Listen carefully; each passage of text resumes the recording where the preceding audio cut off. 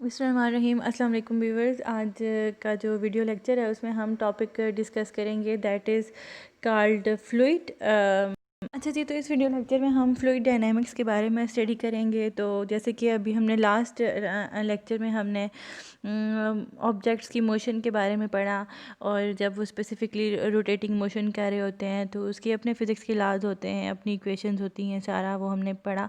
अब हम एक नया चैप्टर स्टार्ट करने लगे हैं जिसमें हम फ्लूइड कुछ भी हो सकता है, चाहे वाटर की मोशन हो, हवा की मोशन हो, गैसेस की मोशन हो, these are all fluids. Anything which can flow is called fluid. ठीक है, तो आज हम फ्लूइड्स पे किस तरह की इक्वेशंस इस्तेमाल की जाती हैं, उनकी डायनामिक्स को समझते हैं, उसकी क्या क्या प्रॉपर्टीज़ होती हैं, उन पे कौन से लॉज अप्लाई होते हैं, वो हम सारा इस चैप्टर में डिस्कस करेंगे। ओके, तो जो फर्स्ट प्रॉपर्टी है ना फ्लूइड्स की, उसे हम कहते हैं विस्कोसिटी।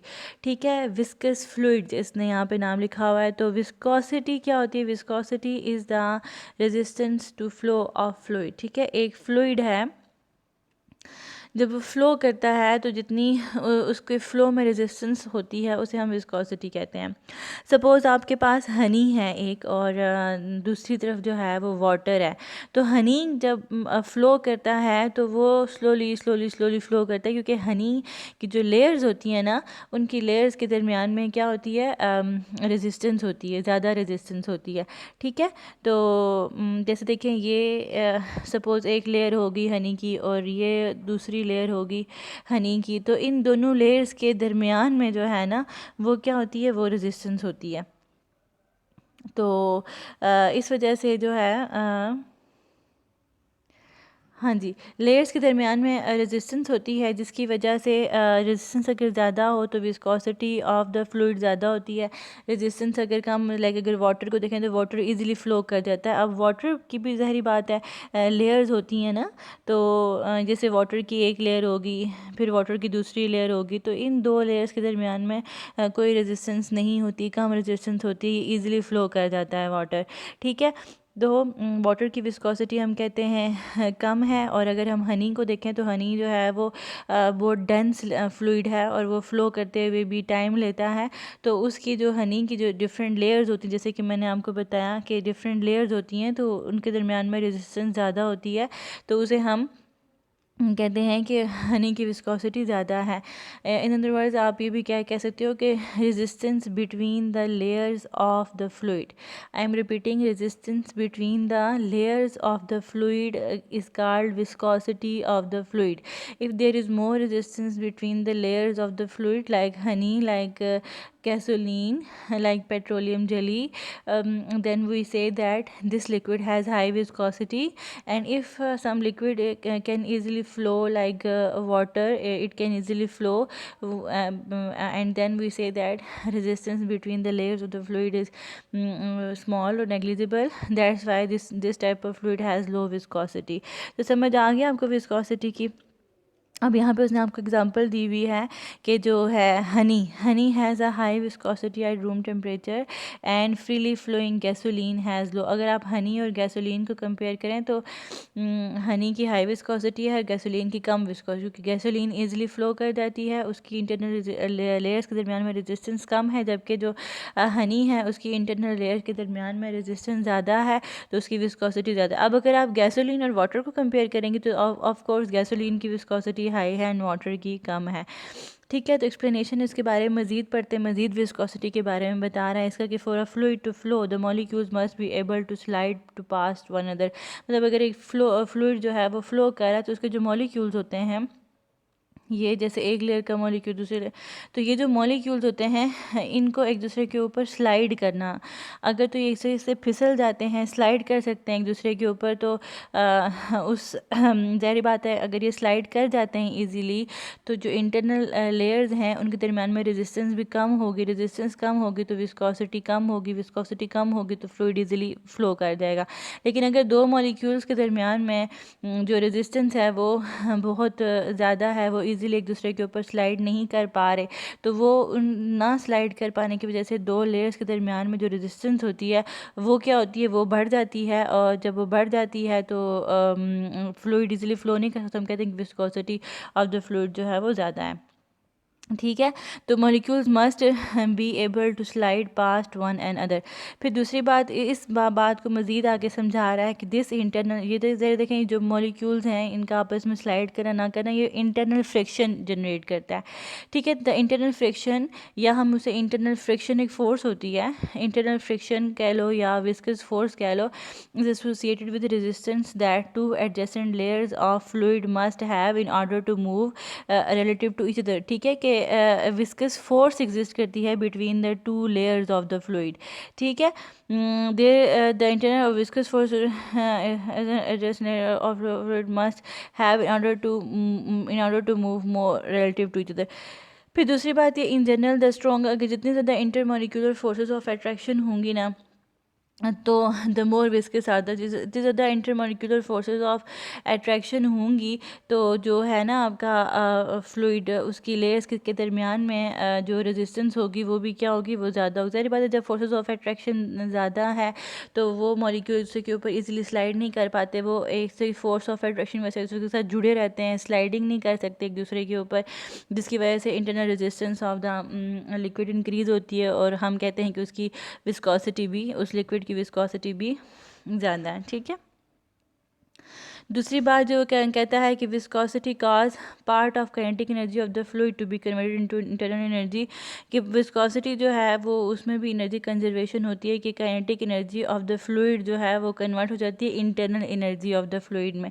ठीक है, इसको समझाया हुआ है कि this mechanism is similar to one by which an object sliding on a rough horizontal surface loses its kinetic energy. ये बिल्कुल ऐसे ही है जैसे एक ऑब्जेक्ट है और जब वो किसी रफ सी सरफेस के ऊपर मूव कर रहा होता है तो वो अपनी काइनेटिक एनर्जी जो है वो रफ हॉरिजॉन्टल सरफेस लूजेस इस काइनेटिक एनर्जी। ज़ाहिर बात है, अगर देखो एक ऑब्जेक्ट है, एक बॉल ले लें, अगर आप उसको एक ऐसे फर्श के ऊपर फेंक दें जो कि बिल्कुल साफ़ सुथरा है, स्मूथ फर्श है, ठीक है, तो वो इजीली रोल आउट करके आगे चला जाएगा। लेकिन अगर आपने बॉल को एक रफ फर्श के ऊपर फेंका जिसमें खड्डे हैं, जिसमें ऊंचाई है, नीचाई है, तो ज़ाहिर बात है उस रफनेस की वजह से, because of the friction of the floor, ball जो है वो अपनी काइनेटिक एनर्जी लूज़ कर देगा और बहुत जल्दी वो रेस्ट में आ जाएगा, दूर तक रोल आउट करके नहीं जाएगा। तो बिल्कुल इसी तरह से वो कहता है कि अगर फ्लूइड की विस्कोसिटी ज़्यादा है तो फ्लूइड जो अपनी काइनेटिक एनर्जी है वो सारी की सारी इंटरनल एनर्जी में कन्वर्ट करता रहता है, उस फ्रिक्शन को ख़त्म करने में लगा देता है। ठीक है, तो अच्छा जी, ये बातें सारी होगी कि व्हाट इज़ विस्कोसिटी। ये बहुत आसान है, viscosity is very simple. What is viscosity? Viscosity is the resistance between the internal layers of the fluid. ठीक है, resistance between the two layers of the fluid. अगर intermolecular forces between the fluid ज़्यादा हैं, अब fluid, सारी बात है, nature पर डिपेंड करता है, हर एक फ्लूइड दूसरे फ्लूइड से डिफरेंट होता है। अब गैसेज हैं तो उसमें इंटरमोलिकुलर फोर्सेस ना होने के बराबर है, वाटर में ना होने के बराबर है, लेकिन हनी में जो है वो होती हैं इंटरमोलिकुलर फोर्सेस ज़्यादा, जिसकी वजह से दो लेयर्स के दरमियान में एक स्ट्रॉन्ग अट्रैक्शन होती है, स्लाइड नहीं कर सकती दो लेयर एक दूसरे के ऊपर, जिसकी वजह से internal resistance between the layers बढ़ जाती है और विस्कोसिटी बढ़ जाती है। लेकिन अगर हनी को देखें तो हनी में इंटरमोलिकुलर फोर्सेस कम होती हैं, दो लेयर्स के दरमियान में रेजिस्टेंस नेग्लिजिबल होती है, जिसकी वजह से मॉलिक्यूल इजीली स्लाइड कर सकते हैं और रेजिस्टेंस कम होती है, विस्कोसिटी कम, और वो इजीली फ्लो कर देता है। ठीक है ना, तो ये हो गया। ठीक है, तो numeric value of resistance through flow of fluid is called coefficient. से जो विस्कोसिटी, सिंपल इस लाइन का मतलब ये है कि विस्कोसिटी को हम जो है ना ईटा वर्ड से शो करते हैं। ठीक है, दिस इज़ कॉल्ड ईटा, और हम this is the representation of viscosity. Okay, फिर है उसके बाद द मोस्ट कॉमन, अच्छा फिर उसके बाद आगे यूनिट की बात, उसके दो यूनिट्स हैं, एक पास्कल इंटू सेकेंड और दूसरा यूनिट है वो डाइन सेकेंड पर सेंटीमीटर स्क्वायर भी, आप इसको याद रख लें। ठीक है, इसके दो यूनिट्स हैं। इसके अलावा जो है द नेम, इसका एक यूनिट विच इज़ ये 9 सेकंड पर सेंटीमीटर स्क्वायर को हम पॉइस भी लेते हैं, और पॉइस फलां साइंटिस्ट के नेम पे के बहाव पे रखा गया, तो 1 पास्कल, जैसे हम कहते हैं ना कि 1 kilometre is equal to 1000 metre, या 1 metre is equal to 100 centimetre. ये बिल्कुल इसी तरह से ही है कन्वर्जन ऑफ यूनिट्स है कि 1 pascal into second give us 10 poised, और 1 सेंटी पॉइस गिव अस 1 मिली पास्कल सेकेंड, ठीक है। तो फिर यहाँ पे एक और लास्ट बात ये बताई हुई है कि टेम्परेचर जो है ना वो विस्कोसिटी ऑफ द फ्लूइड को इफ़ेक्ट करता है, ठीक है। ज़ाहिर बात है अगर आप टेम्परेचर बढ़ाते हो, जैसे अब हनी ही ले लें, तो हनी अगर ठंडा है तो वो हाँ, जो है इजीली उसमें वो ज़्यादा विस्कस होता है, लेकिन अगर आप हनी को गर्म कर लें तो फिर वो इजीली फ़्लो करना शुरू कर देता है ना, मतलब इतना इजीली नहीं लेकिन फिर भी रिलेटिवली कंपैरेटिवली इजी फ़्लो करना शुरू कर देता है।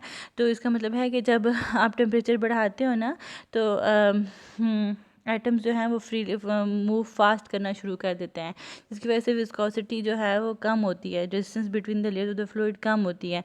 As temperature the liquid rises the atoms become free to move and coefficient of viscosity decreases. In a gas है, गैस को देखें तो temperature rises increase the random motion of the items and coefficient of viscosity increases. अच्छा जी, अगर तो fluids की बात कर रहे हैं ना, एज अ टेम्परेचर लिक्विड है, उसने कहा हुआ है कि लिक्विड भी एक फ्लूइड है और गैस भी एक फ्लूइड है, ठीक है। रिमेंबर, हवा भी एक फ्लूइड है, everything which can flow is called fluid. तो सिर्फ लिक्विड को ही नहीं आप ऐसे समझना कि लिक्विड ही फ्लूइड है, gas is also a fluid, air is also a fluid, ठीक है। तो ये अभी आपने इस चैप्टर में सीखा कि ओनली लिक्विड चीज़ों को नहीं हम फ्लूइड कहते, ओके।